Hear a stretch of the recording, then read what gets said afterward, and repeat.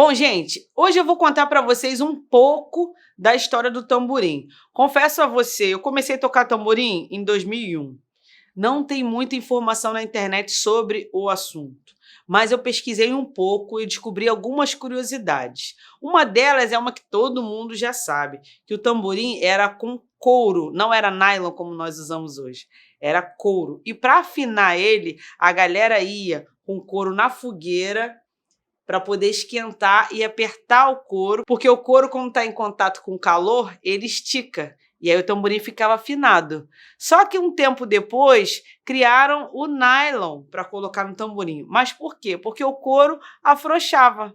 Sempre o nylon sustentava a afinação. E também era usado baquetas de bambu. Pois é, a galera pegava lá no mato, ó, dava aquela caprichada na baquetinha, deixava ela lisinha e ia para a avenida. E eu conheço algumas pessoas da antiga que me contaram que tinha que andar com a baqueta de bambu, ó, no bolso de reserva, porque elas quebravam no meio do desfile, e aí pegava e voltava a tocar. E aí depois, com o tempo, criaram baquetas de silicone, depois criaram baquetas de poliacetal, que é as que a gente mais usa hoje, que dá um som bem bacana, um volume bem legal. O tamborim na bateria, gente, tem uma importância muito grande. Ele não é acima, melhor que nenhum outro instrumento. É muito importante que, às vezes, quem toca tamborim é visto até um pouco como marrento, né? Porque acha que o tamborim é tamborim. Mas não, gente. A importância do tamborim dentro da bateria é tão grande quanto qualquer outro instrumento.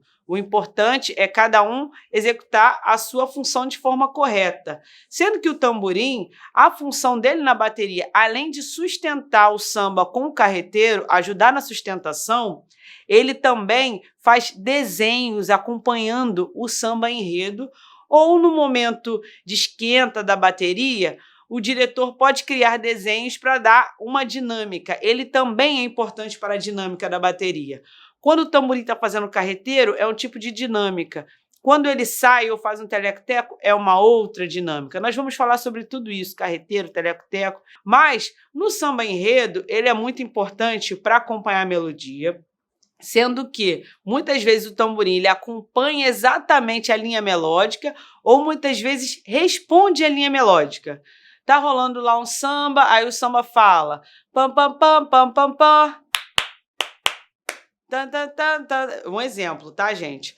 E aí ele responde a melodia, ou então acompanha. Pam, pam, pam, pam, pam, pam. Entenderam?